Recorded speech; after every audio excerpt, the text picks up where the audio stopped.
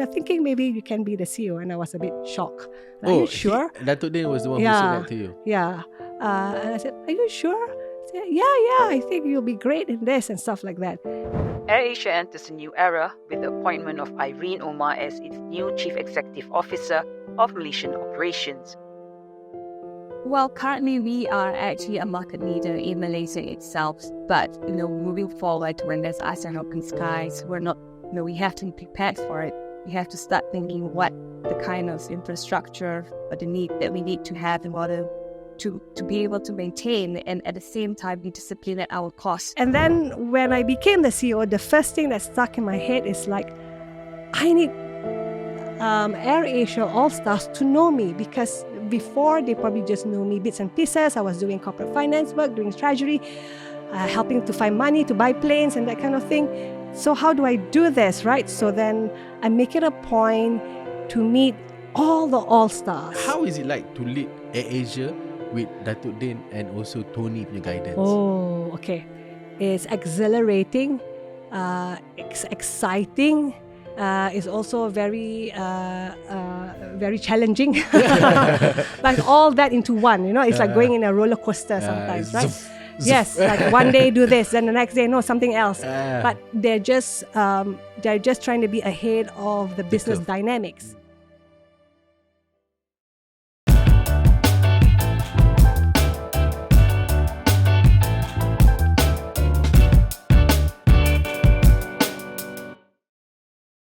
Assalamualaikum warahmatullahi wabarakatuh. Selamat datang ke Apa Cerita Podcast. Nama saya Ishrak Kamaruddin dan bersama saya Ashraf Khalid. So hari ni kita tukar. I jadi co-host, Wak jadi host. Sebab apa? Sebab guest kita hari ni dah lama rapat dengan Ishrak. So mungkin hari ni I akan duduk dengar je lah dia orang cerita. Okay, but selamat datang ke Apa Cerita Podcast, di mana kita dengar cerita kisah individu-individu yang berjaya dan menarik untuk dijadikan sebagai teladan dan inspirasi. Itu patut lepas saya. Aku ingat sebelum. Tak apa, okay je. Okay kan? Alright, so today after a long time, kita kembalikan kita punya CEO series. Yes. Macam last episode kita ada founder series dengan Puan Siti, Siti Khatijah punya founder. And today we kembalikan CEO series yang banyak dah diminta-minta kan. Correct. And we are very fortunate also to have someone that has shaped Malaysia's aviation industry in a powerful ways and known for her innovative approaches, especially in leadership, as she was the former CEO of AirAsia. Yes. But before that, we want to request siapa-siapa yang belum lagi subscribe kepada Apa Cerita, do subscribe as it's free. And also kita boleh manfaat lebih ramai orang lagi dekat sana. And also today, our special episode today is sponsored by Unify Business. Sign up for the business bundle Mantap and enjoy 300 megabit per second broadband, Uni 5G Postpaid 69, a digital marketing solution, and even a free Samsung Galaxy A15 5G smartphone. All for RM9.99 a day. Yes, betul. Right. Visit biz.unify.com.my/bbm for more info. Unify Business, your preferred digital partner for broadband, mobile and digital solutions. Your hardship lightens when our partnership begins. Alright. Alright, so I've known this individual for quite some time. Perjalanan beliau memang penuh dengan inspirasi dan dive deeper tentang to learn about how it takes to achieve her level of success. Betul. Seorang pemimpin visionary yang telah memacu transformasi digital di AirAsia, as you mentioned, dan juga former CEO of AirAsia Malaysia and now President AirAsia Digital, formerly known as Rapid Ventures.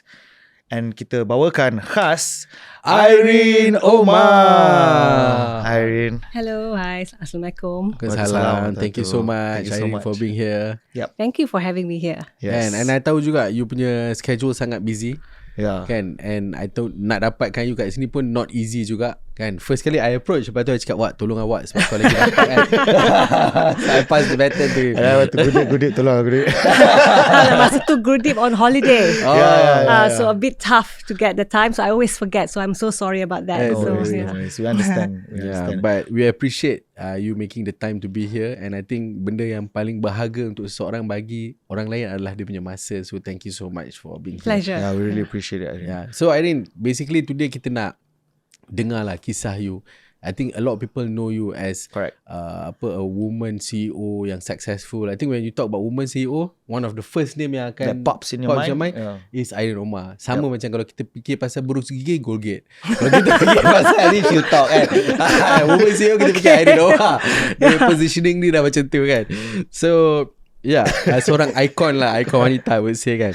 So icon. But we want to bring it back to your childhood. And how was your childhood? How was your parents like? And you know, macam mana dia mendidik you sebagai seorang parent kan? Okay, my childhood. My childhood was actually very interesting. I had 2 older brothers who I look up to, and I also have a younger brother where I was a kakak too. And I wasn't a kakak until I was 8 years old. So I was quite happy when my parents said that, oh, you're going to have a little sister or a little brother. And I was praying for a little sister so I can play with my little sister.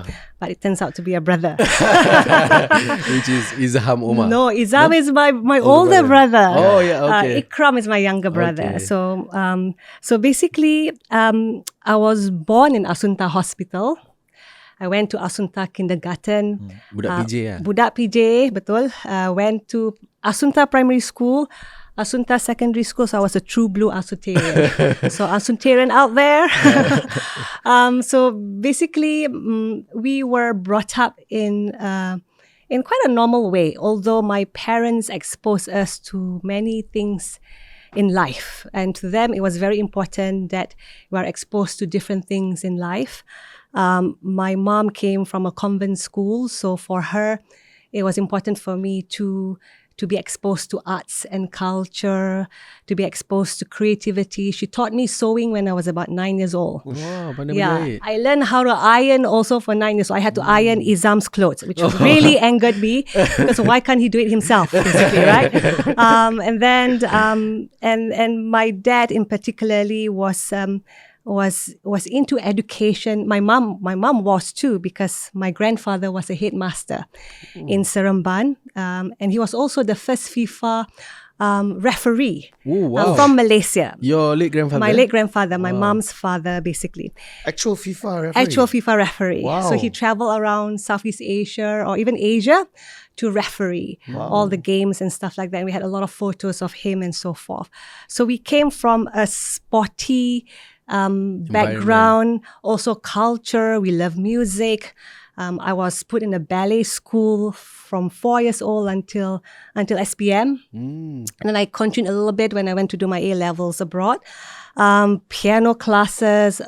We were exposed to a lot of musical instruments. Like I only learned how to play piano and flute, but my brother Izam had all sorts of instruments that he knows how to play, including my older brother Imran. Also, he learns to play trumpet, violin, and so forth, and a little bit of saxophone and that kind of thing. So we love music. We understand music. We love arts and so forth. At the same time, we were stressed that education is very important. And we were always asked at a very young age, not just from our parents, but from uncles and aunts, even my parents' friends, oh, what do you want to be when you grow up? So there's always that thing in my head, oh, what do I want to be when I grow up? So it changes since I was 7 till I was 12 and 14, I was 20. So I remember I said, oh, I want to be a ballerina. Wow. Oh, then that was younger lah. That was younger. So I could imagine myself in a tutu and turning twirls and stuff like that. I thought that was fun and cute and stuff like that. And then when I met my dad's friend who was an architect, and I thought, hey, his job is really interesting. I was about 8 or 9 years old. Like, okay, I want to be an architect so I can build houses and design and stuff like that. So it evolved throughout time. And it really because that it was stressed upon me that education is important to be successful in life. At the same time also, they were very particular about me getting the right kind of education and also not forgetting my religious belief and my principles and so forth. At young age. At a young age, yes. I was exposed to why we have to pray and mengaji and that kind of thing. So that was also very much part of my life, basically, and how I was stressed. My brothers and I were stressed that do not lose your principles. Keep firm to it. Wherever you may be, wherever you are in any part of the world, you must remember where you came from. And I think that stuck with us. And I remember my parents were telling us, I think my one of my brothers asked my mom before she passed on, like, what were you thinking when you were bringing us up? What were you intending to achieve? So they said, or she said in particular, your dad and I always feel that you need to be equipped with whatever that you need to so that we can throw you anywhere around the world and you'll survive. And you not only survive, but you do well. So that was what they always felt, that we need to be equipped with the right skills. The right education. We need the right education. Knowledge. We need to be independent so that we can survive anywhere around the world. So we thought that, I think it never occurred to us those, because we just move on to one thing, to another thing, to another thing, without even realizing that we're actually building up self-independency and also self-confidence, and to be exploring the world as how we should be, right? You shouldn't be like, macam diorang kata, katak bawah tempurung, right? So what's out there? And what can we apply from what's out there that may not be here, that's good for us without losing our principles and our belief and so forth. So that was stress. And they were very open into whatever that we want to do. Because for them, it's like, you want to be a garbage collector, by all means, but make sure you be the best. So you want to be anything of your field, do it. But as long as you be the best in your field, you try your best, you make sure that you fulfill your own potential, because otherwise it's a waste, right? You're not building what you can really become, and make the most out of it, basically. So that was always that advice to us. What was your dad doing at that time? What was his job? Oh, my dad at that time, okay, he had several jobs. He was a scholar.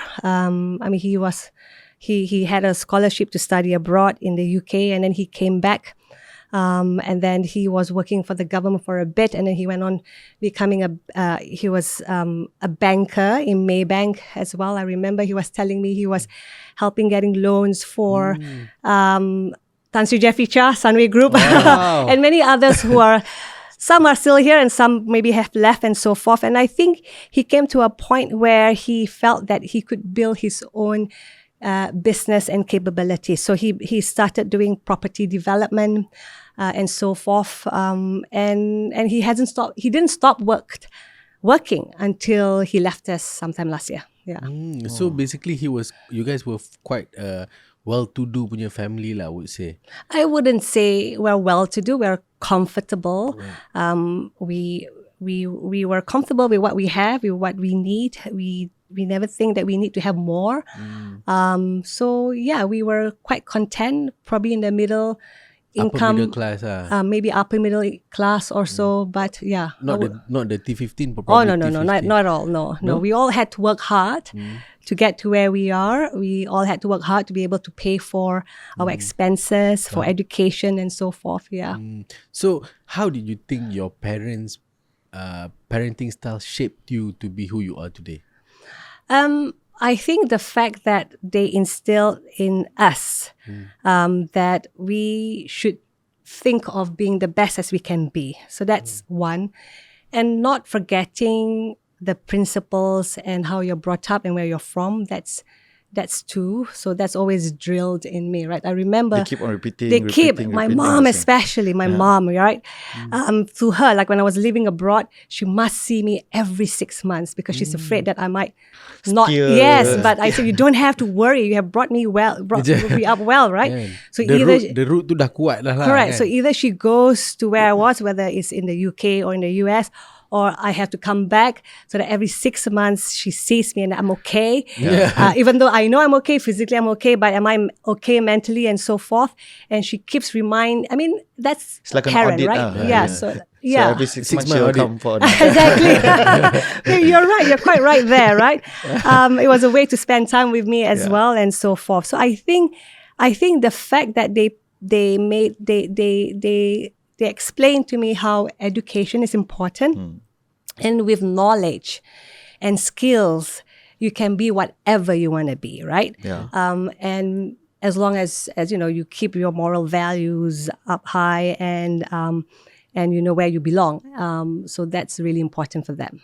And I think this is something yang mungkin banyak orang muda sekarang, especially with the rise of all this internet, content, social media, they feel like macam, education is not that important. You can also make money without education. But I think you as a person showcase that how education can bring you far in life. Yes. Without education, you can maybe make some money and this and that, but then how long can you sustain? It's about having a bigger mindset. The mindset, yes. It's about being able to explore. There are many things out there, and the world is your oyster. Betul. And how can you connect the dots to make it meaningful for you, as opposed to, okay, I just need to have the skill sets and then I find a job. But a lot of the learning is about understanding the world, understanding how you fit in how the world works, and being able to maneuver it, especially in times of adversity. How do you manage the challenges and so forth? How do you rise up against it and still survive or thrive, rather than you just fall and never heard of after that, right? Yeah, I also want to ask you, right, Aireen, how were you as a student? I know your parents cakap kena belajar, they instill a lot of good values in you and stuff like that. But how were you as a student? Were you always a top student in Asunta? Yeah, and given that you go towards LSE, right, I'm sure you score very, very, very well. To be able to. Right. I know I was a diligent student because I always want to make sure that I came top in class, or at least the top 3. I can remember, especially in primary school. Dapat nombor 4? Daripada primary school lagi tau. Because I remember standard 2, I dropped 1 class because I was playful in standard 1, right?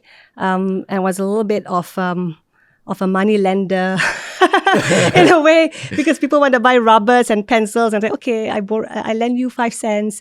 Later tomorrow, and you can pay me. more. Yes, exactly. No, I don't do that. Right? At that time, I didn't understand the concept of interest rates or anything of that you sort. You haven't met Datuk Din yet. Oh no, I haven't. Yes. So I might have raised that 5 cents to 10 cents if I've met him or something like that, right? Yeah. So yes, and then I dropped a class, right? So I was in the second class, not the first class, and I was like really annoyed by that. So then I really make sure that I work really hard and came top and go back to the first class and stuff. So I recall in primary school, I was very diligent in that sense, and I needed to get 5 A's for penilaian darjah 5. So that's how old I am. We did UPSR. Yes, exactly. Darjah 5. Yes, and then I remember, okay, the next one is Form 3, right? So, okay, how do I do well in this Form 3 so that at least, already at that time I was thinking to myself, I want to go abroad to study. Right? I want to know what's out there. So I set my goal to be able to get the right grade so I could study abroad. And I remember around 14 years old or so, my dad loves reading books, especially when it comes to high finance.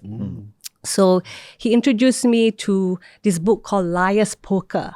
So it's about this junk bond trader in New York City. It's actually based on real life stories. So it's all about Wall Street, right? So he was fascinated by Wall Street. He used to be a banker and that sort of thing. So high finance always fascinated him. And then I read about this mergers and acquisition in a big way When you were 14? When I was 14. Wow. I hardly understand most of it, to be honest. This especially this book called Barbarians at the Gate is about corporate raider. Exactly, it's corporate raider, right? Books I've never heard of. Exactly. And to be fair, Liar's Poker isn't all clean. There's a lot of obscenity in there too, like in terms of the words and the swear words and stuff like that. Yes, exactly. But I guess for him, he sees a bigger picture. This is an interesting way of shaping your mind, maybe. my mind, maybe, and maybe to know what's out there and how the world actually really works and so forth.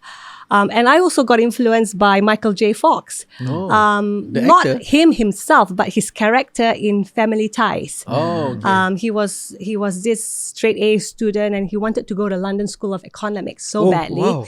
And then I asked my dad, hey, what's this London School of Economics? And he goes, oh, it's a really good school. I said, should I go there? Yeah, you must go there and stuff like that. And I set my goal like, okay, I will go to London School of Economics, even though I've never been there. I've never been to London, but it sounds good. I mean, that's how a 14-year-old mind works, right? At that time. And then I decided to work my way there. So I was really diligent as a student to make sure I get the grades and so forth. So the first thing my mom thought, okay, Aireen, right after SPM, you're going to UK and you're going to do your A-levels. So I thought, hey, yeah, why not? And you read books about English boarding school and how fun it is. So I was looking forward to it. So I did go to a boarding school to do A-levels. In UK? In the UK after SPM. 2 weeks after SPM. I didn't wait for my results because my parents say, you go and just Use continue. the trial result. Probably, Yeah. And then I did. And then from there, I worked my way into LSE, basically. And little did I know that LSE is so small. It's 2 buildings. There's no campus. But It's inside for the me, city, yeah. hey, the London is my campus. Yeah. London is my campus. So what if it's 2 buildings? I have the whole of London to enjoy and make friends and explore. And that's what I did, basically. And you went to LSE in 1992, right? Yes, That correct. was a long time ago. I mean, not to say long time ago. That was 30 years ago. So, and at that time, I think not many people, especially the from Malaysia, and that a lot. Okay. Dah masuk LSE. Oh, yes. Oh, Guess which society was the second biggest society? Malaysia Society. Yes, after the Tequila Club. The Tequila Club was the most popular. I didn't join the Tequila Club because all they do is just get I thought drunk you and were whatever. the Secretary General for that. So they call it at that time the Malaysia and Singapore Society. Yeah, So that's the combined. second. So I was shocked to see like, wow, that's a lot of people Malaysian. from From Malaysia LSE. and Singapore at LSE. So and I think the Germans probably came third, the German Society or the American Society or something of that sort. Oh, wow. So yeah. So there were a lot of Malaysian students already at that time in LSE? There were quite a lot, basically. Yeah, anyone you might remember at that Oh time? yes, I still have a few that's still my good friends until now. I have great friends where we share ideas, or we work out together, or we catch up on a very regular basis and so forth. Yeah. Yeah. How do you think that experience from being someone from PJ, Asuta punya girl for your whole life kan, and then tiba-tiba go to a big city like London, going to a prestigious school like LSE. So how was that transition like, studying abroad alone and stuff like that? It was okay with me because You did A-level also kan? Yes, and I read a lot of books about the West, about life in London and so forth. So it wasn't so much of a culture shock. The only culture shock that I had was a lot of students just get drunk all the time. Did you join them? No, not at all. No. But like why they're wasted that way in that sense, right? But then when it comes to the final exam, they're just missing from the campus because I think they were at home or in the dormitory studying or in the library just trying to catch up, right? So it's, that's the problem with the British education, right? So you have this, I don't know what it is right now, but during my time, you only have one exam of the year. And that one exam actually determines whether you go to the second year or the third year or what just kind one, of... not 2 semesters. No, this is in the UK, right? So then you tend to party a lot at the beginning and then you try to catch up the next 1-2 months before the final exam, which is not a great idea. But the tendency is to do that, right? Because you're in the middle of one of the largest city in the world. Distractions There's distractions everywhere and so forth, right? So that's a thing that I guess how we were brought up too. Like, how do you manage the distractions and make sure that you understand the priority in life? and be able to prioritize what's important for you for the future and so forth. So I was distracted, yes. I did play during the first few months of my 1 year or second year or third year, because you will say, oh yeah, the exam's going to be 6 months time, I can catch up or whatever. So yeah. Yeah. So I think I just want to know, right? What do you think is the key lesson that you learned from this whole experience in London itself? By being a international student masa tu kan, to make who you are today. Yeah, and also to incorporate the culture yang dekat Malaysia ni, and then you have to go there, and then it's a different culture and things like that. What do you think is the key lesson you learned from this whole experience? The key lesson I learned is that I make it a point to explore the city. I make it a point to experience different things that I cannot experience in Malaysia. And so forth, and meeting new people, right? So the people that I meet, they're not necessarily Malaysians who live in London, but the people that I meet who are my classmates, who are not least classmates at LSC, but also they have this London student union and so forth. And it's important for me, I find it's important to take part on something that interests me. So I find interesting people and make friends about it, right? Yes, correct. Like-minded people and so forth. So you were not so secluded towards the Malaysian community? No, not at all. I tend to explore more outside. And I have really great friends till today that we still keep in touch who are non-Malaysians. One of them is Syrian, another one is British, another one's from Botswana. So we're always keeping in touch. They became like good friends. Like real, that's right. And then we talk about world affairs, we talk about our personal life and so forth. So a varied subject. And, so the mind becomes broader. Yes. Also, right? And I think it's very, very important wherever you are, whether you're in Malaysia or you're studying abroad. Most of you're studying abroad, you gotta have an open mind. You cannot be so kolot and just like, okay, this is not what I'm used to when I was growing up, so therefore I don't think it's good for me. Right? You gotta understand and I'm glad my parents brought us up like that, in the sense that don't judge people. Yeah, you don't judge people. You understand what's good and what's wrong. Cultures, yeah. And hopefully we make the right choices, right? So basically, it's also about understanding how to connect the dots. If you're not out there experiencing people, experiencing culture, you might have a very limited mindset. That I do find like people who are not rich in those, they find it very difficult to connect the dots and position themselves. You see, things in life are not so seamless, right? Yeah. They're abstract. Everywhere you go, it's abstract information here and there. Like, how do you connect those information and make it something real or something bigger for you? So that's finding the opportunities, connecting the dots. Correct. That's right. Yeah. So even what I study, economics, is all abstract. Yeah. It's not, you got to find a solution that works, right? And nothing is the right solution. Yeah. You test many solutions and so forth. So having that kind of mindset, you get through life better. You rise up through life faster too. Yeah. And Aireen, I want to ask you, Aireen, during that time, did you have any dream like what you want to be in future? Because masa tu you dah dekat university. Yeah, from ballerina. Dulu ballerina lah, nak jadi architect lah. But then at that age, right, I think that is the age where I think it's important for students to start making decision on where is the I did. Did you I have think, those kind of- I was conflicted between two things. Like, should I own my own business? Because I thought there's a lot of opportunity that I could do in Malaysia and Southeast Asia, right? Or should I follow my whatever that I have read that my dad has The books. the books like should I want to go to Wall Street and finance and stuff. investment banking. At that time, I remember in the 90s that once you graduate from university, the first thing in people's minds, I want to be an investment banker. At LSE. Yes, that's the first. So that's the first. The top three things, right? That people want to be, an investment banker or an auditor. Go to an audit firm so that they can get their CPA and ACCA or whatsoever, or a management consultancy. Yeah. So a majority wants to be investment banking and stuff like that, right? Because it's a very sexy Very life, sexy. and that kind of thing. The tequila club. So I was like, should I or not? So basically, then I applied. I thought, why not just apply?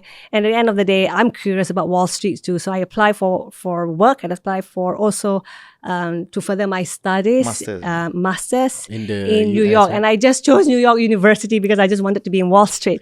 So it was a big risk, right? It's either I get to do my masters or I don't. And Alhamdulillah, I was accepted to do a masters at NYU. So I thought, that's another top university also, right? Yeah. Yes. I mean, I guess so. That's one of the I Ivy? don't think it's an Ivy League, but it's just one of those universities that people Like LSE, like to go to. So basically, I decided, okay, let's go to US. I want to expose another culture. Country, yeah. I thought, why not, right? I've been wanting to work in Wall Street, and this is my chance or so, right? So I did. I right after I graduated from LSE, I went to NYU. And then from there, I took the opportunity to explore Wall Street. I was a student, a master's student, but I went to the Students' Career Center and I looked at all these internships jobs. And I thought, let's try this, right? Because most of my classes are not every day and they are in the evening. So why don't during the day I work in some Wall Street firm? And I did, Very right? productive, huh? Yeah. During the day. Yeah. So why not, right? So then I did, but just for a few months or so, just to get exposure to know what's out Which there. company did you It interview? was Payne Weber. It's a securities firm. It was right in the heart of Wall Street downtown. And I didn't get paid. And because for me, it's like, it's okay. I just want that experience. So a lot of people will say, oh, why don't you get paid? Why don't you do this? Because they only see monetary value. For me, it's not just the monetary value. There's other value that is not in monetary terms that you can experience and enjoy and can build your skills and so forth. So that's what I did. So I was doing a lot of cold callings, which I hated, but it was an experience, right? And so then when you say cold calling, right? Who did you have to call? Do you have to sell. I have to sell like a portfolio or It's like securities. investment, Like the movie. Wall Street, No, the movie. Wolf of Wall Street, Wolf of Wall yeah. Street. Yeah. Are you doing the same thing? Like that? Yes, which Shoving is down not. pink strips into Well, I have to get the client first, right? And then when it comes to the heavy lifting, then my boss will come in and so forth, right? So that's what I was exposed to, and then I observe how people work and so forth, and then I thought, okay, after I finish NYU, I want to try and see if I can work there. So I applied to all the companies and so forth, and then I ended up at Deutsche Bank. Yeah. for about 3 years, right? For about 3 years, I think just over 3 years at Deutsche Bank. Yeah. But at this time, what was this? Okay, I believe because during when you were a teenager, you read all these books. So technically, this was your dream from that point until you. Yeah, it was worked, a right? path I thought was the best for me. Yeah. And I was really determined to get it, right? And I got there. And then I remember getting there and I thought, okay, this is great. And I'm working in Wall Street. But it wasn't the job of my dreams, but I thought it's a good step forward, right? Because at that time I was, the first thing that they made me do was to settle securities that the traders were trading. So I was in the operations team. So they moved me around various areas in Deutsche Bank. Then eventually I said, hey, for my last last section, can I actually work with this guy? His name was Dan Gold. He was heading the equity arbitrage proprietary trading desk in Deutsche Bank. So he's basically just speculating on it's more of on like money that Deutsche equity-linked Bank. products, Correct. Yes. And for me, it's like, okay, let me ask if I can be there for my last training sector, right? So I asked my boss, can I go there? Say, yeah, why not? And then say, you should ask him too. So I had to write an email to this guy, Dan Gold, which many people feared because he was so short-tempered. If you settle his trades incorrectly or so, he will be screaming his head off and he will be swearing like crazy. because for him, it's like it cost him money. You settle it wrongly when it could be profitable for me. It's a loss because of the sloppiness of the work of that the back office was doing. So I was intrigued on why is he like shouting and screaming all the time, and I just braved myself and wrote an email and say, can I first observe your trading desk? So he allowed me to observe for about a month or This so. was in Deutsche Bank, Deutsche Bank, yeah, correct. And after that, I say, hey, I'm going to finish my management training soon. Can I join your desk permanently? And he was, yeah, why not? You can help me out and so forth. So to me, in my head at that time, like I have to practice how I should say it. How should I write my email to him so I don't sound stupid and he will, take me in. And to be honest, I wasted all that effort thinking like how to write the email, how to talk to him. But for him, it was just a simple thing, no big deal. Like, yeah, why not? So like, okay, maybe I should be a little bit more chill, right? Don't overthink. Yeah, because it was very important for me that I get this position because it's like it will be the best learning experience for me, and that's what I did. So I joined his desk. And you were there for about 3 years, right? Yes, and I learned a lot from him, and I think what I learned in that position shaped me to where I am today. For the most part, right? Because that's your basically first job again, first real job. Yes, because I learned about arbitraging. I learned about undervalued stocks. I learned why he's long on one stock and short on one. It was his hedging strategy and so forth. Ni bahasa tinggi sikit kan. I learned a lot about how he was using, sometimes when people issue IPOs or when they restructure, they want some fundraising, they will put a sweetener like warrants or rights issues with that stock. Yep. He will strip it up and he will long the stock, he will short whatever, or he will sell the options or and so forth, right? So it was ways to arbitrage and so forth. Yep. And there were so many different strategies that I learned from each trader, what their strategy, and they are so These nice. are all like tactical strategies. Oh yeah, what was tactical. that? You could say tactical strategies, or some are technical as well. But the technical would take a little bit of time. Some of them were doing program trading. And were you working closely with him on this? Yes, I was, because there was only like there were only just 4 traders there, and about 2 support trade. They call it the junior traders or something like that, which really is supporting the traders. So I learned everybody's tricks, and I was an associate, which means it's like the lowest of the low. Like atas sikit pada intern lah. Atas sikit pada intern, right?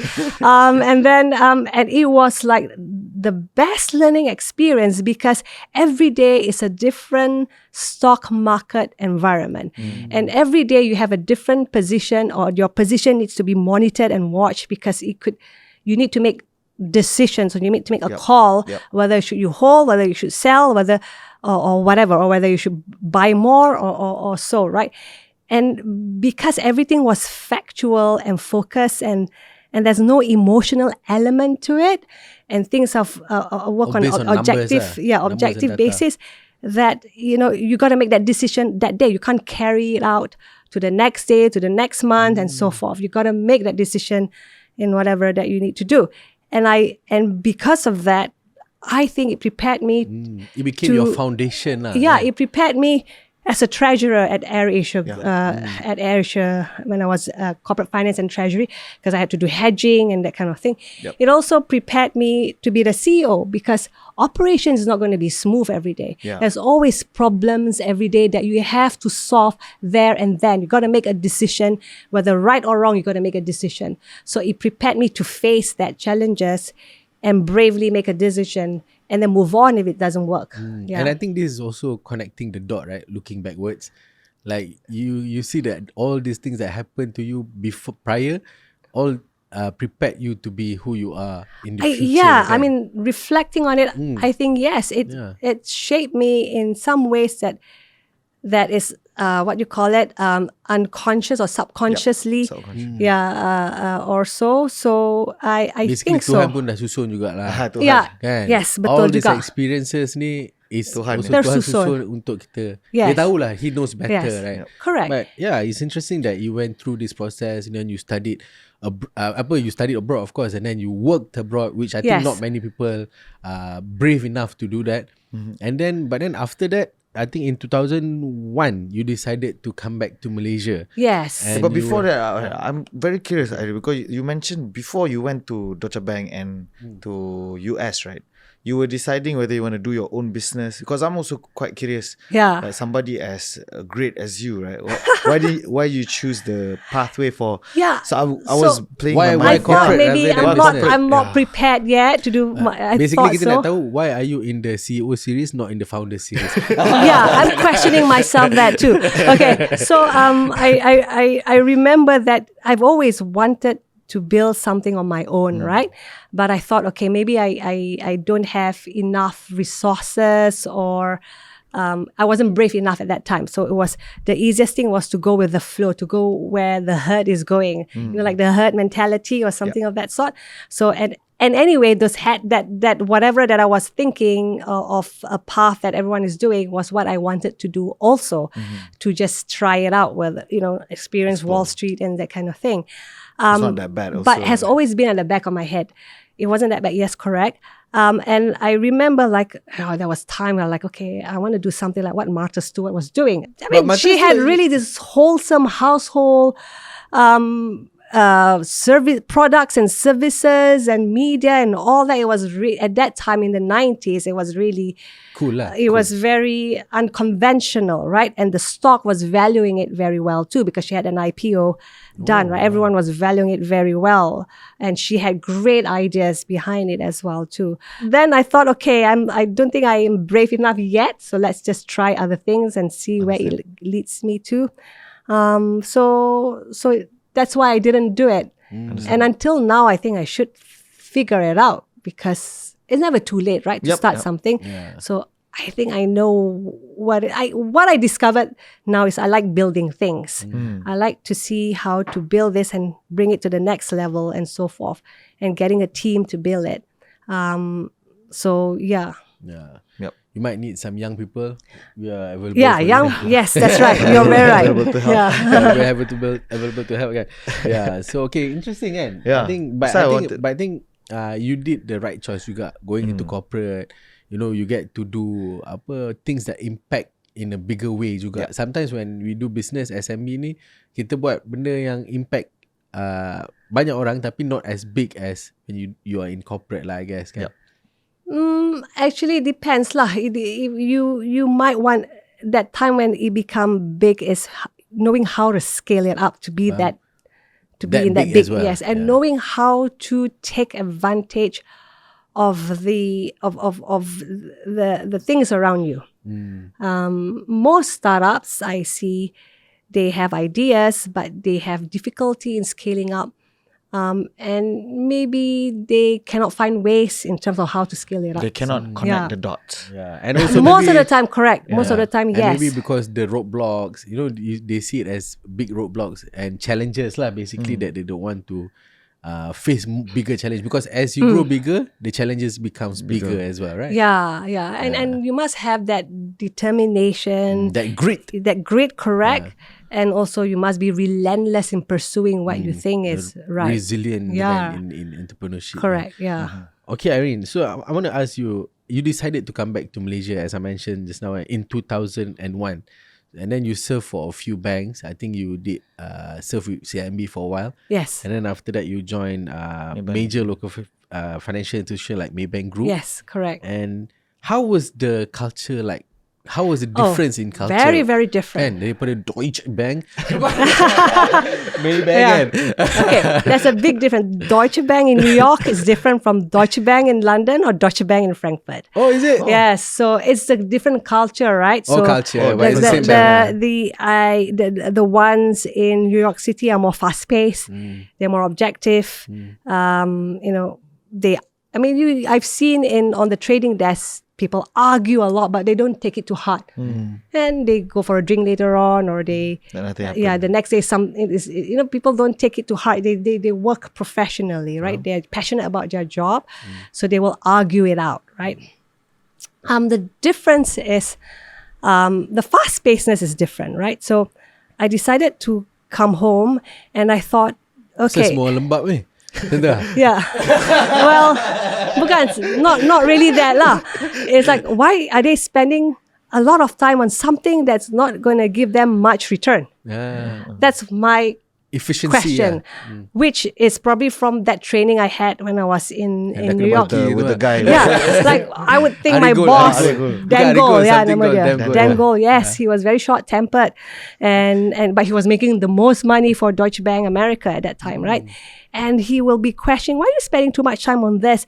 And it's like every minute you spend, how returns. much? Well, what are you getting out of it, right? So it's like managing your time as well, right? And I don't see that in Malaysia, right? You see people spending a lot of time writing letters. They can spend a whole day writing letters or writing a fax and stuff like that. And then I'm like, why? I mean, there must be a more effective way to do this. So that was one culture shock. And also it's, then I find that people take things too hard sometimes when it's just professional command or input or feedback. So that, I think maybe it has improved right now. I don't know. Maybe it has improved. So it's different. I know I can't find the kind of job that I had in the US back in Malaysia because the market is still developing, right? At that time when I came back, they were just developing the PDS market, which is the private bond markets or all those things. So it was still very new. So that was what was in demand at that point in time. So I thought, okay, let's do this. But I didn't last a long time at CIMB. There was something about it which didn't fit me at that point in time. And it was my fault too, because I kept comparing the management I had experience in the US and the management there. When you came back to CIMB, what was your position? At that time, they were just building their own investment banking department. So it was a very new unit. So I just one of the first few hires that came from outside to help build that unit. Were you like manager level or executive level? I can't remember. Maybe it was assistant manager or something like that. But it was already a substantial role lah. And it was the salary was just something like, okay, I can only offer you this. Like, yeah, okay, I take it lah. Yeah, and that's another question I want to ask. What made you come back? And then of course you could have gotten more in the US, right? Okay. Why did I come back? There were a few factors. One factor is my mom kept calling me to come back. Guessing that.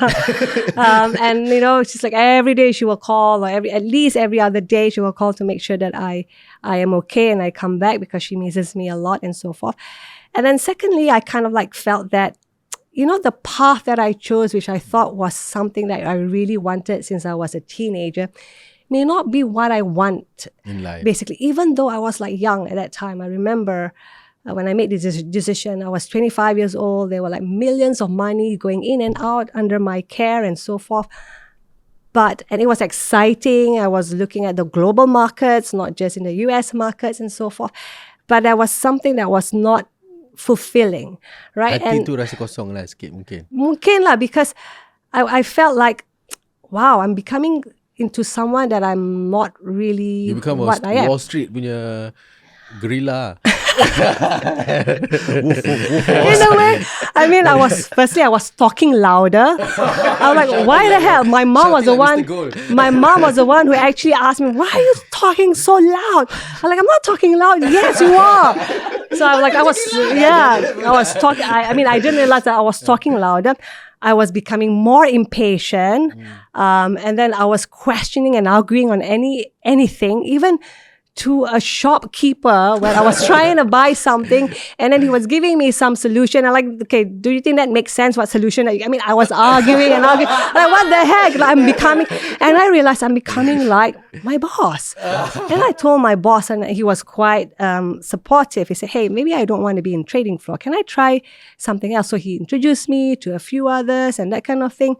And then after that, he got offended. Why do you want to leave me? I said, no, because it's just that maybe there's something out there that I need to experience. And everybody was a bit shocked. Why do you want to move out from because you were doing well. From that jewel in the company, right? Everybody wants to go there, but you want to get out. And I couldn't care less what they think. So then I thought that, okay, it's a bit rigid in the US because if you come if your path started as a trader, you're expected to be doing trading all the time. So you can't do other things like corporate finance and that kind of thing, because they will look at you in a weird way. Why do you want to do this corporate finance when you're doing well and that kind of thing? And then at that time, it's like you can't get a good role if you don't do an MBA. And I'm like, I'm not going to do an MBA when I already have a master's in something else. And I thought, okay, at that time, Malaysia was growing, was opening up. It's got really interesting projects and so forth. So I thought maybe I should come home and there could be better and bigger opportunities rather than just trading in the market, right? Like to me, it's like you're trading paper. It's like there's nothing real there being built.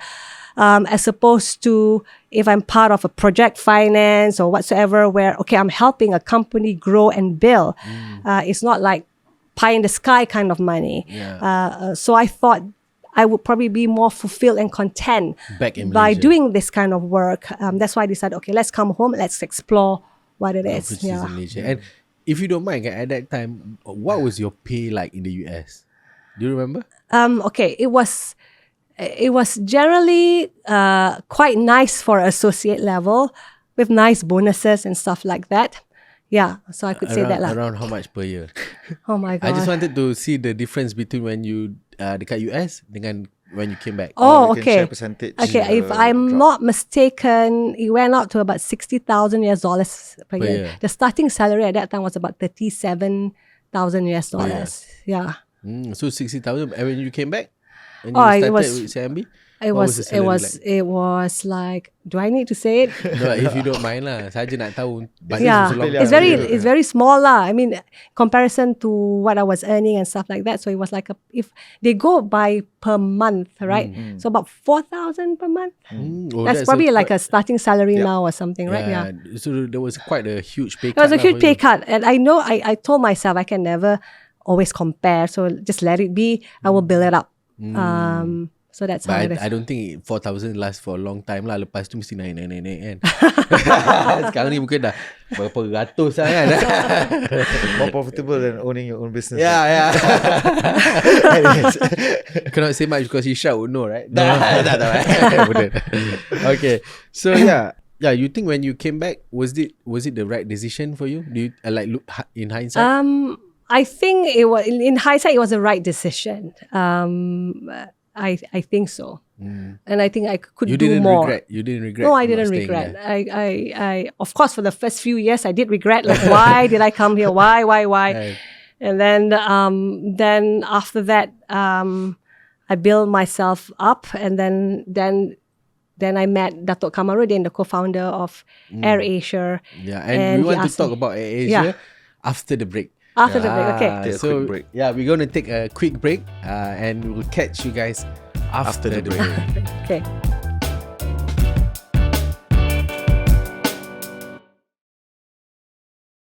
Welcome back to Apa Cerita. Welcome back. Alright, so thank you so much to everyone sebab dah join, and thank you juga to Aireen for sharing so much of your early life punya stage. I think we all really enjoyed that juga. Yeah. And before that, kita nak buat sponsor punya shout out juga. Correct. So sign up for the business bundle Mantap and enjoy 300 Mbps Broadband Uni 5G Postpaid 69, a digital marketing solution, and even a free Samsung Galaxy A15 5G smartphone. All for just RM9.90 a Tak day. ada 9 lagi. Murah sikit. Tak terbiasa. 999. Anyways, so visit biz.unify.com.my/bbm for more info. Unify Business, your preferred digital partner for broadband, mobile and digital solutions. Your hardship lightens when our partnership begins. Alright. So macam sebelum break tadi kita ada cakap sikit pasal Airasia. You wanted to talk about Airasia. And minta maaf I terpaksa cut you sikit sebab kita nak bawa kepada the next segments. But I think this is one of the highlight of your career juga. And I feel like this is where people start to really know who Aireen Omar is. That was the beginning of Aireen Omar punya nama ni jadi the top woman CEO dekat dalam Malaysia kan. Yeah. And I'm quite excited for this particular question because I've always heard it from my dad's perspective. He said like he was looking for somebody, and then when he asked his friend, do you have anybody? And then when I can't remember who the friend was, But when he went to interview you, and my dad came along and he said, "Why don't you join me instead of him?" So that's what the gist of the story. But we want to hear from your story. How was it? How did you actually get the first position in Asia, which is Director of Corporate Finance? Correct. Okay, so I was tired of finance. Oh, okay. At that time, I was in a small boutique firm that were looking at doing structured financing. Oh, okay. So I was tired. tired. You're not in Maybank anymore at that time? No. You left, So I was tired of the whole financial because I thought I'm just understanding a bit of one thing rather than the whole of the ecosystem. Correct, betul. So you only know about the financing part, but you're not part of building that business and so forth. So then I was looking out, and it so happens that at that time the Kuwait Finance House CEO, Datuk JJ, Jamila. Yes, correct. And then she wanted to see me because she was also looking for someone to fill in a position, and she came along with Datuk Kamarudin. Okay. Yeah, the backstory is that he said, you want to come with me? I'm interviewing somebody, meeting somebody. And I said, okay. Yeah, he was actually, and he was asking, why do you want to work in a bank?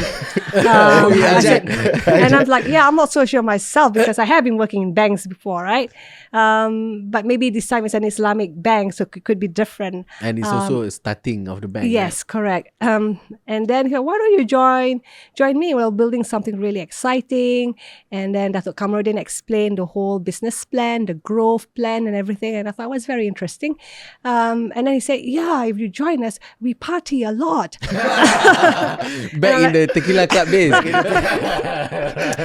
And then I said, oh really? Yeah. He was trying to entice me by saying that every milestone you achieve, we party all the time, right? It's a way of celebrating your success, your mini successes and so forth. So they have started at that time? Oh yeah. Oh, from day one, man. No, they were from music, right? Oh no, I mean they start when he met you, they already started Asia. Correct. Yes. 2006. They have already done the IPO. Oh, okay. Yeah, the IPO was 2005, right? Sorry. 3, I don't know. I can't remember when 2004 or something like that. And then I joined in January 2006 because of the promise for party. No, not really. Because I wanted to be a little bit more entrepreneurial. Remember, I told you I always wanted to know what's it like to be an entrepreneur, but without the risk. Yes, correct. That's true. And I thought this is a great position, right? Because they're trying to build their corporate finance department. They didn't have anyone at that time, and so I joined, and I was the only person in corporate finance. Wow. And there was a lot of work to do. Very, very interesting work. The foundation, right? Yeah, building the foundation. We were at that time, AirAsia just purchased hundreds of aircraft. I think 100 aircraft orders they had. 320s. And that aircraft will be delivered in the next 5 years and so forth. So it was very important to make sure that we have funding so that the aircraft can be delivered on time, and then we can start selling the routes, all the flights that we can start selling. So it was the first time that I was doing aircraft financing. And I learned a lot, right? And I didn't wait for my boss to tell me what to do. I took the initiative to give suggestion or to work with the bankers to explore all sorts of financing structures so that we can get the best financing, and always have financing until all aircraft are delivered. But the aircraft never stop delivering. So every year there's new orders and stuff like that, right? More. Yeah. And at that the time, work never ends. Betul. And I was dealing mostly with bankers, American bankers or European bankers who were specializing in aircraft financing. And it was a very interesting job. I could tell the aircraft tail number and know who financed it to that detail, because I was so passionate and so involved in it. And we were exploring all sorts of structures, and we won a lot of awards because of the new structures and stuff like that. And then eventually I was allowed to get someone to help me. Oh, you were doing that all alone? Yes. Wow. But the thing is, what Datuk Kamarudin said was that why do you need someone? You got the banker there, right? So you work with the banker lah, or something, right? Betul lah tu, right? Wait for him to save money also, right? Yeah, exactly, right? So this kind of job, you don't need too many people. You just make the banker work for you and so I'm like, okay. But I'm sure he knows what he's talking about also. Yes, right? I'm sure. Yeah. But it forces me to be creative as well, and so forth. So then I managed to get someone, and then eventually they threw in other portfolio for me. They threw in treasury for me. And then when I was doing hedging, I was finding new ways to hedge our exposure in fuel prices, right? Because the fuel prices goes up and down, and then fuel is a big cost to AirAsia, to the airline also. And I was looking at ways like, why do I have to hedge in the secondary market? Can I just hedge directly with the fuel supplier? So I was calling some of the fuel supplier. Sorry, like, I want to understand what does it mean, hedge? Hedge means you fix the price so that the price does not fluctuate. Okay. Bukan like macam hari ni price dia macam ni, next day price dia macam tu. Okay. So if like that, then your whole cost structure is not fixed. It's all over. So your operational cost akan naik turun lah. Naik turun. So you prefer to know your cost for certain, so you can build that revenue in, and you can project and forecast better. So I was calling up the fuel supplier, and then in the end they said, since you are talking to fuel suppliers, why don't you be involved in the fuel procurement also? So then yes, and this was my own initiative. So from there they go like, okay, why don't you add this, add that, add this, whatever, right? And then investor relation came in. So then I have to speak with investors and so forth, and we did rounds of rights issues at one point. And at that time, Tony was CEO. At that time, Tony was CEO. So I was doing a lot of those and was enjoying it. And I remember at that time, the chief human resource always say, I enjoy introducing your department, Aireen, because there's only just a few of you in corporate finance and treasury and investor relations, but billions of dollars goes through here. And I'm so proud to always show people. Most effective department. Yeah, okay, but make sure that I'm compensated rightly also, right? I know I was cheap also, right? But I was saving a lot of money and making interesting structures so we can get good financing. And so forth. Or you didn't tell that to Datuk Din, you told that to HR. Yeah. But then it came naturally. So for me, my head was always like, it's not about the money, right? Remember when I was saying I just accepted whatever CIMB was giving me? I did my internship without any payment and so forth. I accepted the back office job at Deutsche Bank because I know it's a way to get up. I didn't care so much about what they're offering and that kind of thing. I'll find a way to manage. And that has been my philosophy, right? And my brother always tells me, like, you must do things with that you're passionate about, and money will come later. It will come as long as you enjoy and whatsoever you're doing. Naturally, you're doing it at your best. Then it will be compensated at some point. And it's true. I didn't even have to ask, and I had that raise and stuff like that. Then sorry to interject kan. I think it's similar to Tan Sri Wahid Omar also. He also never really talk about salary. He also just accept whatever was given to him. Life is like a mirror. Whatever value you put out, you get the so I think, and sometimes even more. You don't even realize it. But in today's world, I think it's a bit different where people always think about the financial apa yang kita dapat dulu. Kan? Especially kids today, they don't think about the long term punya plan. Kan? So it's a very short term way of looking at things, right? If you're just talking about that, of like, okay, what's my salary? Dan lepas tu tanya, okay, what's my job scope? And then bila nak minta buat kerja lain, tak boleh. This is not in my job scope. You lagi department pun tak ada. You bantai buat baru. Buat apa-apa. Even I take initiative, I give ideas. And most of the time, my bosses, right, they say things abstractly to me. Like? They will say things in one sentence and I have to figure it out what it is, right? And I'm not going to go back to them all the time. What do you mean? What do you mean? What do you mean? Because they're very busy, right? So I have to figure out myself and then make a proposal out of it and then go back to them and say, okay, is this what you want? And then they go, oh, okay, yeah, that's what it is. So let's build from there, right? And most of the time, they probably don't know also, right? That's why they give that one sentence and ask you to figure it out. Yeah, because it's like asking a ChatGPT a prompt. Yeah, that's right. You're quite right there. And then I told myself, like, they pay me to be in this position, so I'm supposed to deliver, right? So I will always think that way, rather than you sit down and you wait to be spoon-fed, because that will never work. And you can never have a good career ahead of you if you only stick to your job scope. Because there are better exciting things beyond your job scope, and it's worth exploring. If you just stick to your job scope, that's all you're going to get, and soon you'll be redundant.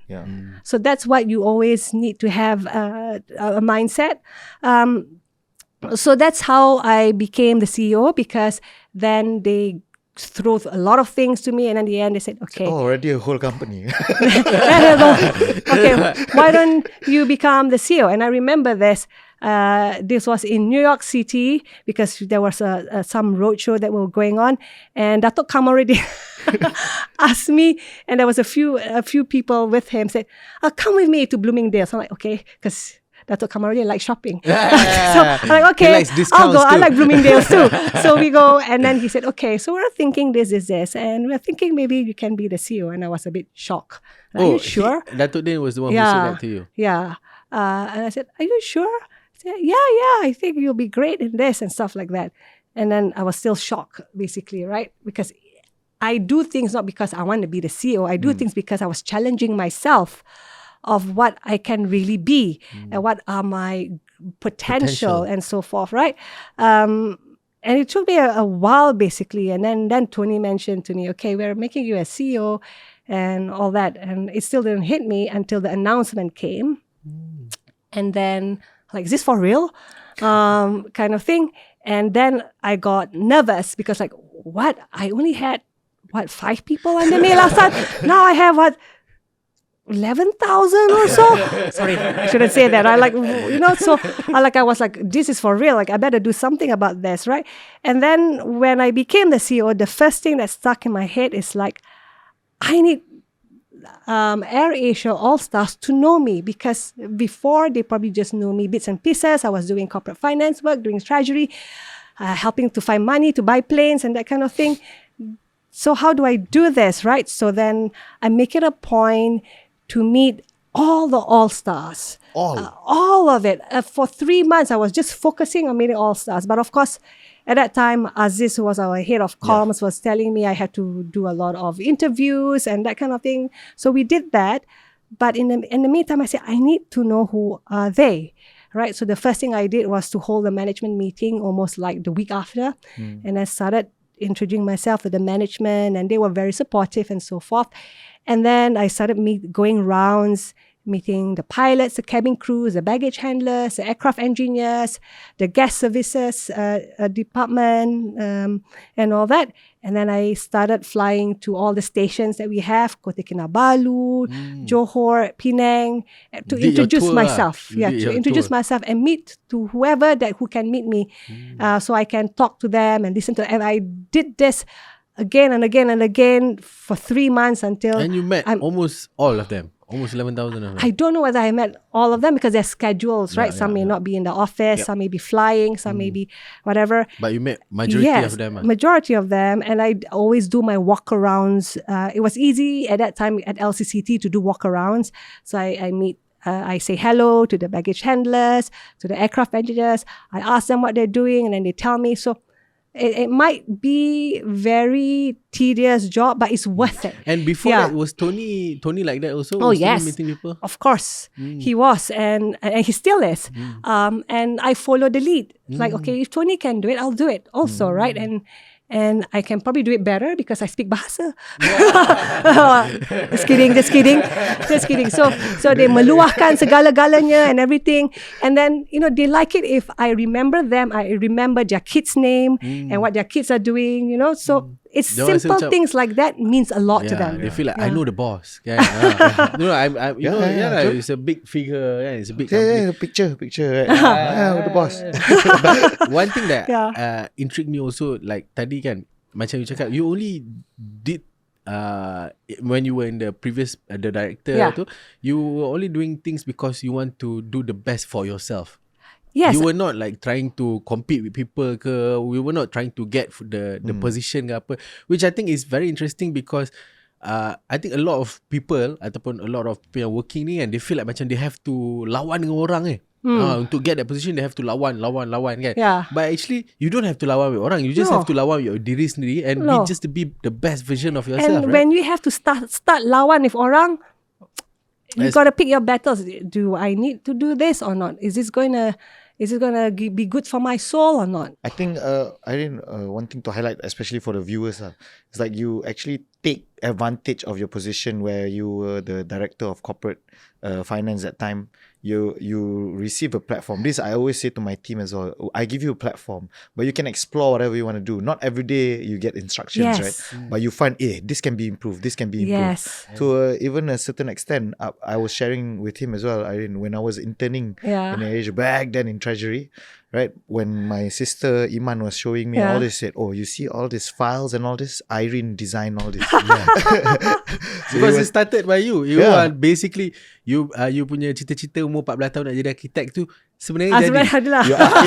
Adalah ciri-ciri sikit. That is your architect. That is your And I have one more question coming back from what you said with the walkabout. During the time where I was there as well, Rosino, which was a head of treasury during that time, one of the months he was like, I have to go do my duty in the airport. Did you instill this upon all the leaders? Yes, I did because I structure it. Because I remember when I was doing my walkabout, of course I have to go through passengers who are frustrated and angry, and I look at the guest service officer who handle the passengers. Very tough. It is a very tough job for them. And then here we are at the corporate office, we make decisions here and there, and we don't experience. Sensitive to the... Correct. So what I did was, during management meeting, I said, okay, I'm going to start this. Every week, one of you will be scheduled to be managing together with the guest service manager, the station head at that time, during peak hours only, not non-peak, peak hours only. And you got to handle it. So they all take their turns. So Rosino at that time was the head of treasury, so he took his turn. And I remember there was this scheduled up. Scheduled. Betul. Dia systemized SOP kan. Very good, very good. And then there was this Captain Adrian. He was the DFO at that point, flight ops, right? So it was his time to. And I remember that the person before him who was scheduled, it was Spencer, who was head of commercial. Had to overlap and tolong him because there were a lot of angry Chinese passengers. And Captain Adrian doesn't know how to speak Mandarin, so he had to come and help and whatever. But it gave them a lot of insight. So they came back and said, okay, we need to improve this. We need to handle this. We need to put this here. So they are fun phrasing with the customer. I think the lesson there is like, you need to be on the ground for you to make better decisions when you're on board. Yes, correct. Right? Correct. Without being on the ground, you may make a decision that is disconnect to what's happening in the ground. Betul. You feel it's a good decision, tapi ground pening nak Yes, handle, betul. So, and a lot of them has fatigue issues. So fatigue is dangerous too, right? And I want to ask you kan, macam Tony and Datuk Din, they created a culture in Asia. So how Party a lot culture. And I think this culture is like something that no one have ever replicated also. It's something that is like macam copyrighted to Asia punya culture. Not copyright lah, macam it's theirs lah. You know, it's their own culture. Maybe orang lain akan belajar daripada this culture lah kan. So how is it like to lead Asia with Datuk Din and also Tony punya guidance? Oh, okay. It's exhilarating. It's exciting. How, working with them, is it? Yeah. It's also very very challenging. Like all that into one, it's like going in a roller coaster sometimes, right?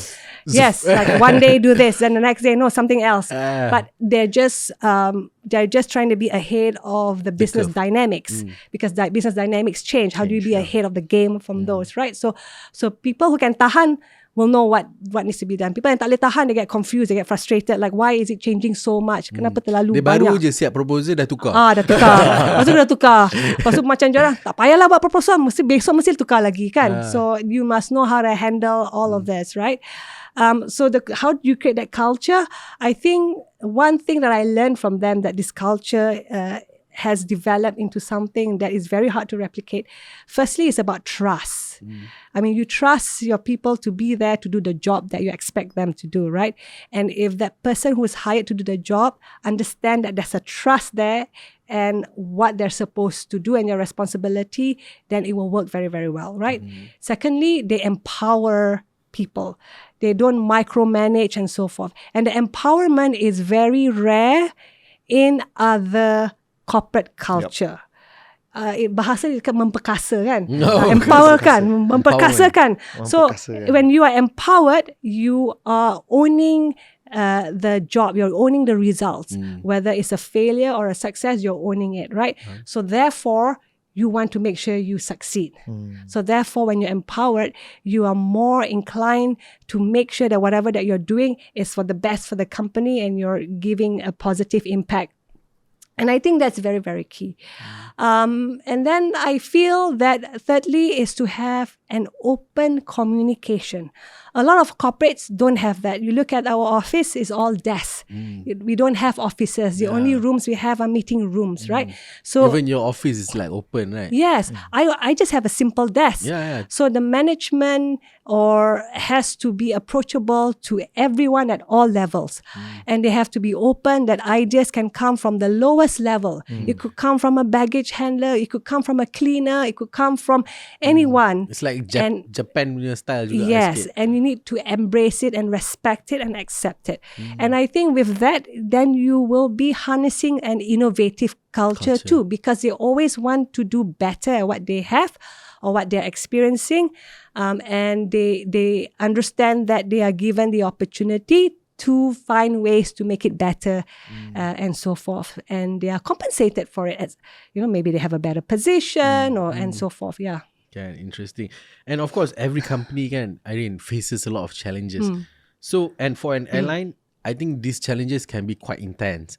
So, could you share one of the toughest crises you face as a CEO and how do you navigate to the team and to solve the issues? So there was a few challenges that I had to come with, and then there was a challenge with like the pilots were not getting eventually their allowances will be taxed and so forth. So we had to negotiate on and that kind of thing.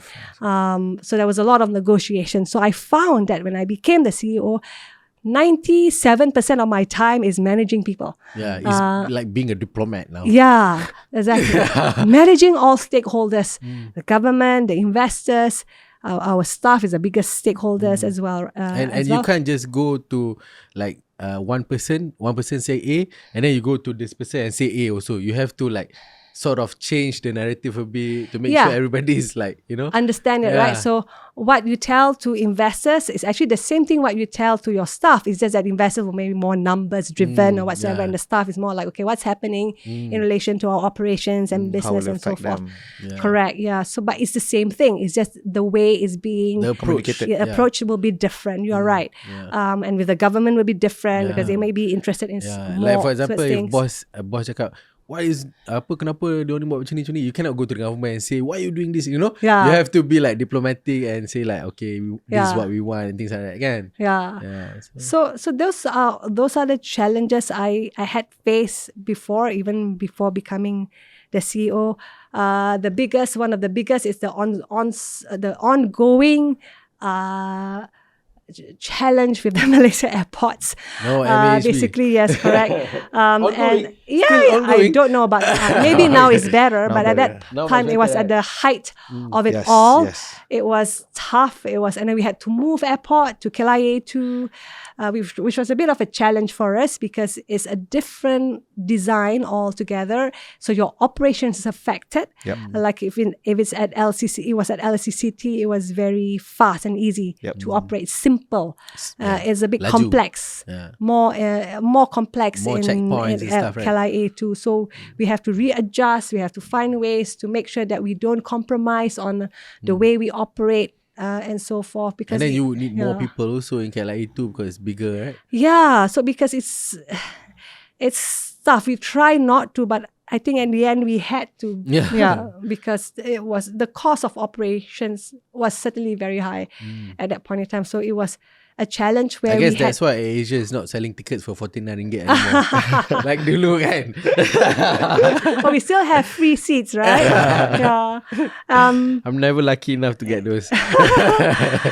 So yes, moving from operations from one airport to another in 2 weeks wasn't easy. Yeah, it's crazy. I think when people look at CEOs, right, they feel like wah, bestnya jadi CEO, dapat position besar, dapat gaji besar, dapat driver, whatever kan.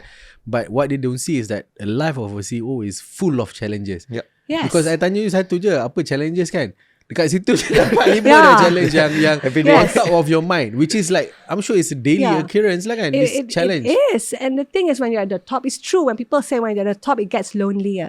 It's true, because you have to be careful on who you can speak with.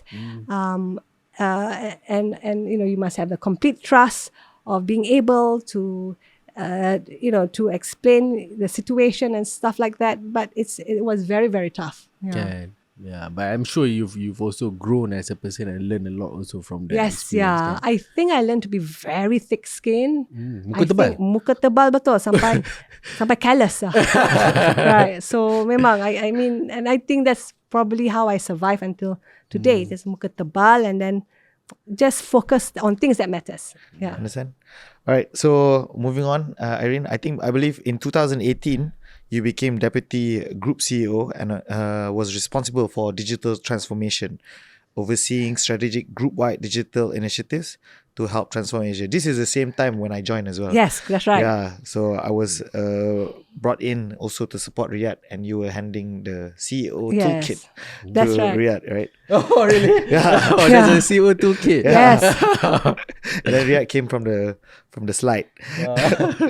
So now we can see how AirAsia under capital A is not just an airline. AirAsia Move, Academy now is called Outclass, Big Pay, Teleport, and all now due to your guidance and leadership in the early days. Yeah. How important it was for AirAsia at that time to move.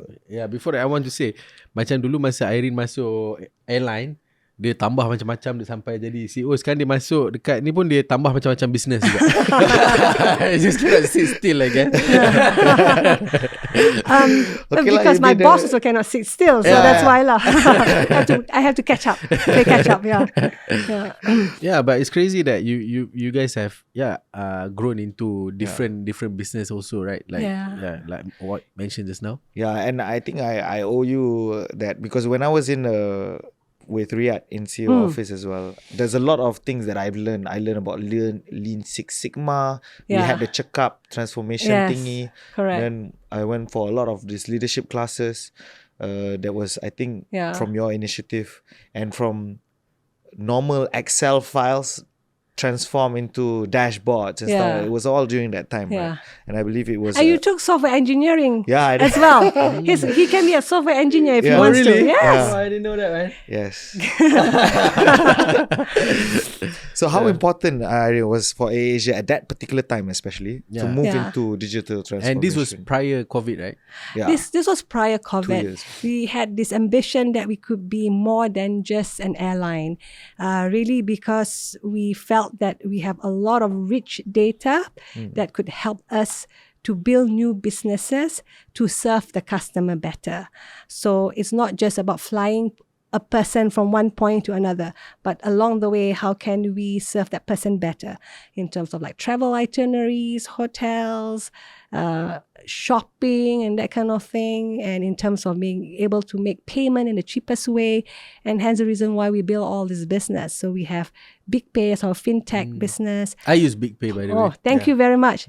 It's very nice and seamless, isn't it? Yeah. Now. Me too. I started using it at the start also, but now I would say it's seamless. I mean, I go to Indonesia, I just use Big Pay, just scan the QR code and it's almost pay. as good as Wise lah, kan? Yes. Maybe better than Wise. Definitely better than Wise. Yeah. You can link it to Asia app. iPhone, yeah. Yes. Asia app. Wise You can't. can earn. You can even earn rewards points. Yeah. I don't think you can earn points so With much in Wise. Yeah. You can So use I'll that just points. delete my Wise later. So Yeah. Good Yes, yeah. So we saw opportunity that we can spin off some department and turn it into an entity. Last time, it was started as departments. yes, so not Big Pay. No, Big Pay started from scratch. Our rewards business started from scratch. But the Airasia.com was part of the Commercial, airline. It was a commercial team in there. So we felt there The are many Asia traffic, move. banyak traffic masuk dalam Asia kan, like about millions and millions, 20 millions, 30 millions per month or Ad 50 revenue millions. as well, you can generate. Yes. So then we thought, why do we need to only sell flights when there's huge traffic coming here and everybody likes that traffic?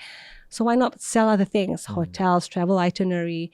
And during the pandemic, we started doing grocery shopping and food delivery and so forth.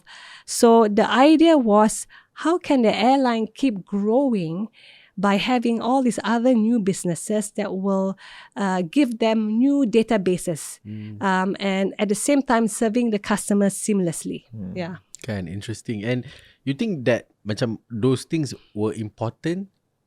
Of course, bila COVID happened, Asia tak boleh terbang apa semua kan. Do you think this initiative helped with that? Yes. I think it was important because when we couldn't fly, what we did was we repurposed You did right. All Stars Yeah. to build the digital The other business. sides, So basically, we had pilots who were doing delivery or who was looking at logistics and so forth, and we had cabin crew who become sales in the super app. At that time, we called it super app, but now it's called Airasia Move. Yeah. So we were repurposing a lot of people to help build the businesses. So I think they actually appreciate that. So it's not like, okay, you got to go. But, the last thing we want is to do that, right? So we find a way to make sure that they can help build the businesses and so forth. Yeah. Okay, so thank you so much, Aireen, for telling us the story about Asia. Now we are going to the last segment, which is we call it hard and interesting question. But this question in particular is still about Asia. So in December 2014, during your period as a CEO for AirAsia, for AirAsia Malaysia, something happened in Indonesia where Airbus 320 flying around the route crashed into Java Sea, killing 162 people on board. So when this thing happened, how did you feel, and were you guys prepared to manage this kind of crisis? We never had to manage that kind of crisis. We were quite shocked. I was actually abroad on a holiday, and I received a call from Bo, who said like, okay, our plane is blah blah blah, and then you might get reporters, and you just need to know how you need to handle this and so forth. And I was a bit shocked at that time, right? And I was in Las Vegas, really. And I walked through the hotel, and there were TV screens, and suddenly it was all about Airasia. Like, okay, this is really for real. And then I was trying my best from there to see how I can help. And I asked Tony, should I come back so I can help? He said, no, it's okay. Because I just lost my mom that year. So he was kindly saying, no, you stay and you finish and you come back. But it was never ending, right? In terms of helping, we were quite quick in mobilizing people to send to Indonesia to manage the relatives and so forth. So we never had this before, but we were quick to know what to do and what we need to do. And the stakeholders was there also to make sure that it happens in the way it should be. But nothing was actually scripted also. Everything was from the heart. So including helping out the relatives of those who were in the plane, it came from our heart to make sure that everyone is okay and are well informed. And in my area is also like, okay, how do I make sure that while Indonesia is facing this, how do I make sure that the mothership in Malaysia is doing okay? Because if the mothership falls, then everything will fall, right? You need the mothership to be strong. So then I have to make sure that the team in Malaysia is doing okay. And whatever that they might need to help them get through this, because they feel bad for what's happened, and they feel affected by it, right? So that was my main job, to make sure that Malaysia is running as what it should be. And if the all-stars need help, we're here to help, to talk about it, basically. Yeah. Understand. I think from what you have said, and a bit of stories from my dad as well, he said that it's always from the heart as well. Like, yes. So they didn't, you guys just followed what's right. Yes. What is supposed to be done. There's no SOP to... Yeah, there's no SOP. What's right, what's human. Yeah, what's human. Yeah. And I also remember at that time, they called all the family members to one hotel ballroom or something. And the family members also got the first-hand news from the control center. Okay? Yeah. So I think that was something that you guys managed really well. Yeah. And we mobilized all stars from all around the region to help take turns. And it's also draining for the volunteers too, right? Because you're facing this. So I was told that in any crisis, the volunteers should not be more than 2 weeks, because it will affect them. They get depressed Personally. too. Yeah. So I didn't think we did practice that, because it was new to us. So we just went in. But then after that, I think a lot of us had to go through... had to go through some counselling to help the all-stars. Yes, correct. Yeah. Definitely not an easy situation. No, not at all. Not at all. Right. All right. So the second question, Aireen, for this section, you were awarded with numerous awards such as Outstanding CEO Achievement Award by Malaysian Women of Excellence, Corporate Treasurers, 25 Most Influential Women in Treasury, Masterclass Woman CEO of the Year by Selangor Excellence Business Awards, and even under your leadership, Asia was awarded Digital Transformer of the Year in Malaysia at the IDC Digital Transformation Awards 2019. What does these achievements mean to you? It's a nice to have, but it doesn't really mean much, with the trophies and everything of that sort.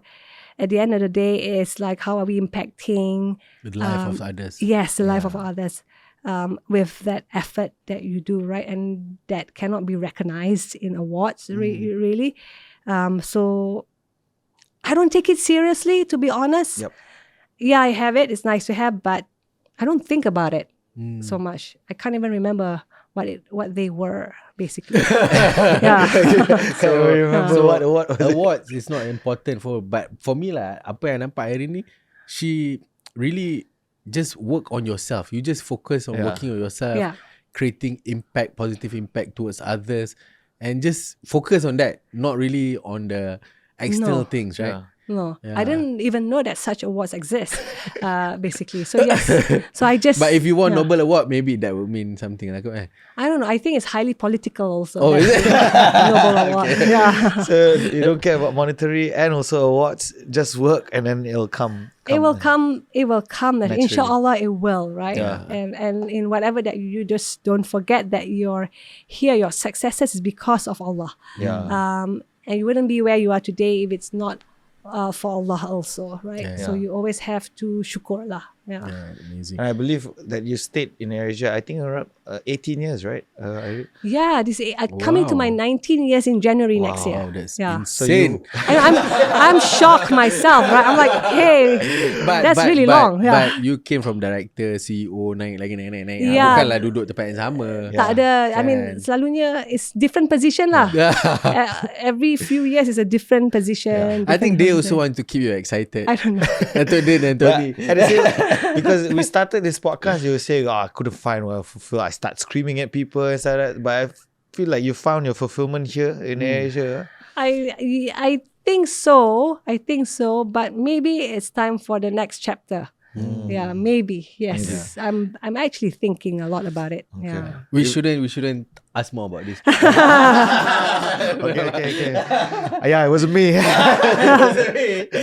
We'll try to convince her again. But maybe to keep you excited, I want to ask you, how do you foresee Capital A evolve in the next 5 to 10 years? We have built so many interesting businesses. We have the aviation services, which is under KAPAS. They call it KAPAS, capital A Aviation Services. Where you have the MRO company there, ADE. You have the in-flight catering Santan there, and also our shared services called DARTS. I think these companies will grow in its own, and it will have its own investors and shareholders, right? And then we have the OTA business, online travel agent business, which is called Airasia Move.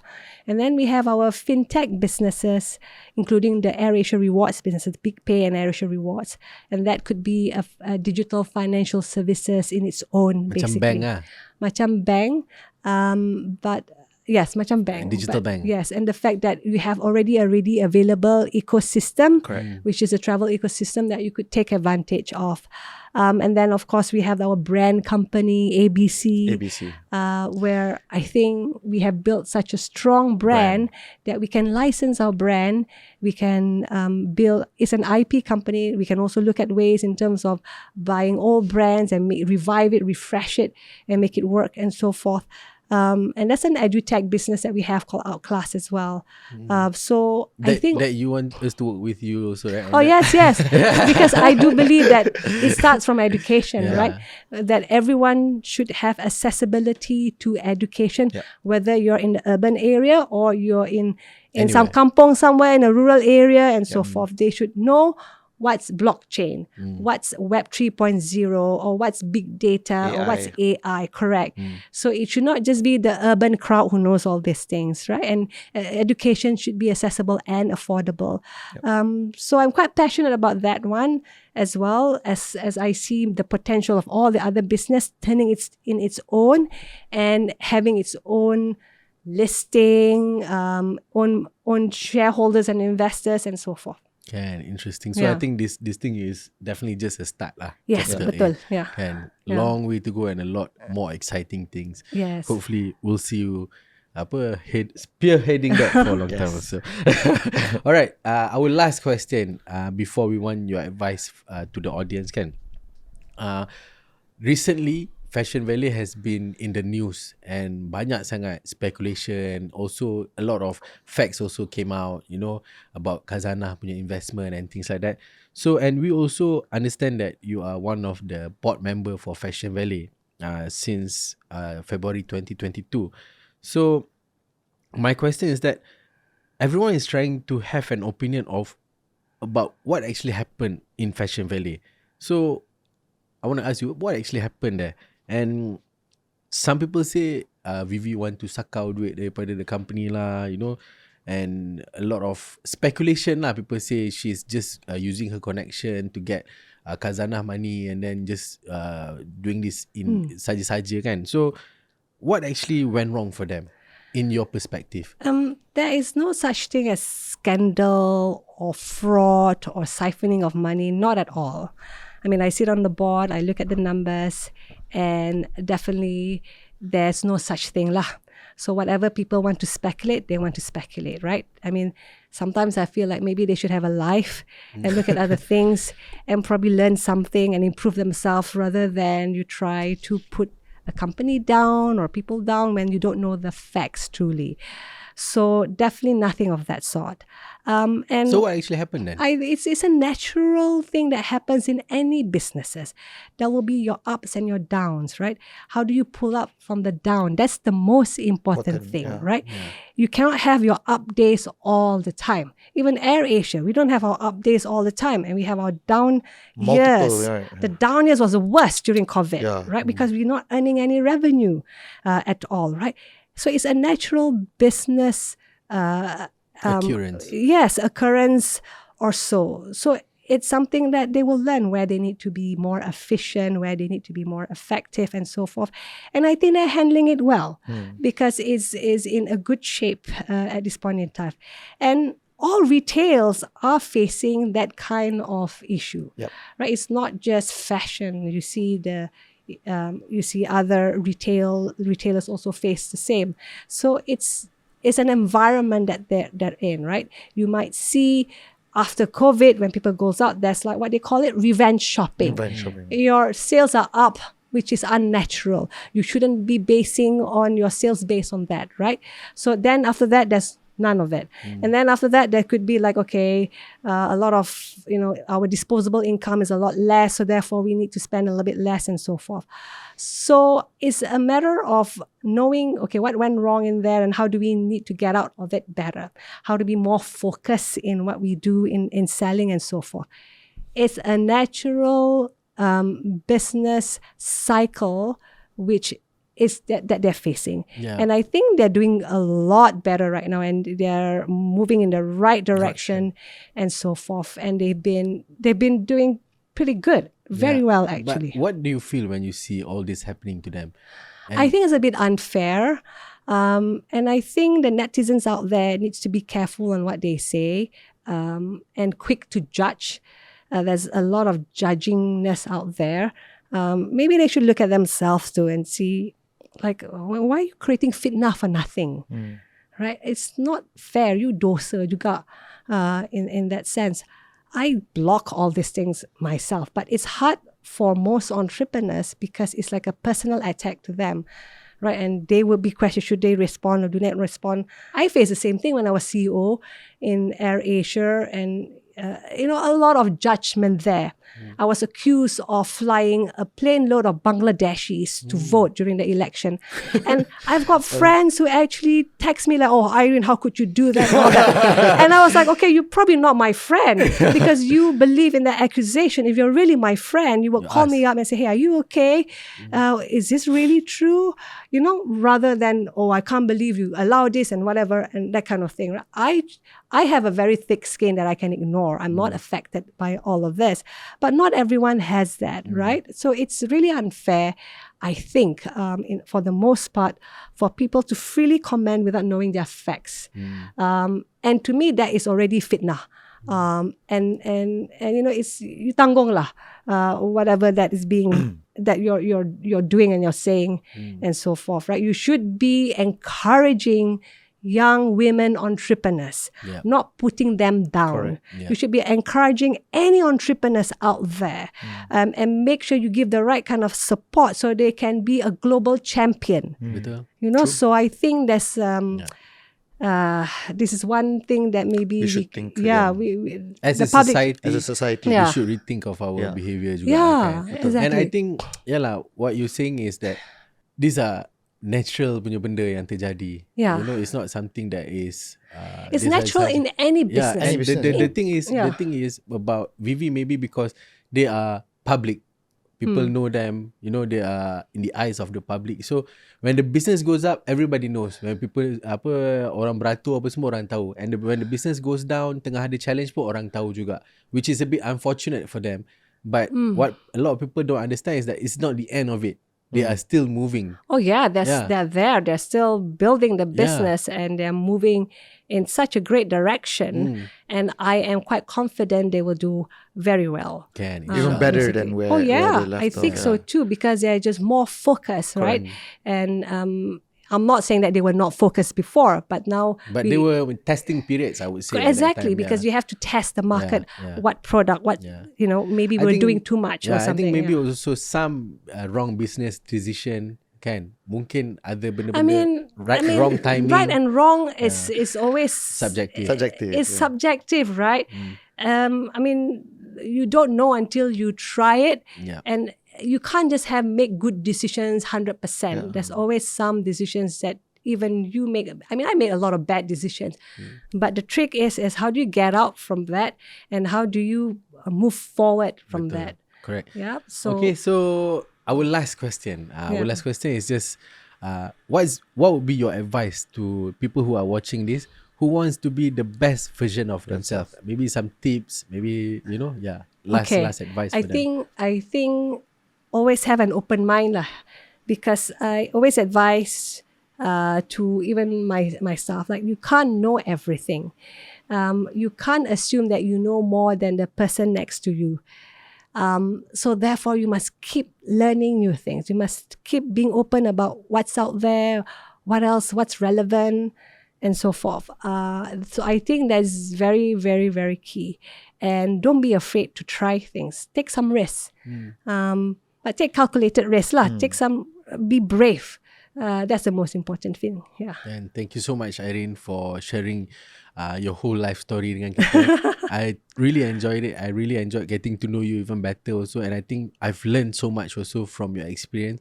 One thing yang I betul-betul suka, like I mentioned just now, is it's you versus you. It's not you versus other people. You know, you always try to do your best. And when you do your best, the rest will come in place. So thank you so much for spending the time with us and sharing this, for me, inspiring story juga kan. Maybe any last word from Ishraq? Yeah, so thank you so much, Aireen. I've known you all my life, and it's an honor to have somebody that almost whole his almost life. Right? Yeah, I think almost you 20 were years. You were in secondary school or just about to go into secondary school when I joined Airasia. Serving water. No, not at all. Aireen. When you meet my dad and etc. Right? Yeah. But it's an honor to have you because I look up to you my whole life as well. As a superhuman. And your principles, your values quite aligned to what I believe in as well. So thank you so much. And I hope for your new ventures and whatnot, hopefully not. whatever you decide to do in the future is the best. Yes. I wish. Thank you. Just a joke. No, it's a pleasure Thank you so much to be here. Thank you. Thank you so much. Thank you very much. Alright, so kepada semua, thank you so much juga for tuning in our session. I think almost 2 hours session bersama dengan Aireen. Sekali lagi thank you juga. Thank you pula. Thank you kepada Unify Business, rakan digital pilihan anda. So thank you so much and catch you guys next week at the same time. Assalamualaikum warahmatullahi wabarakatuh.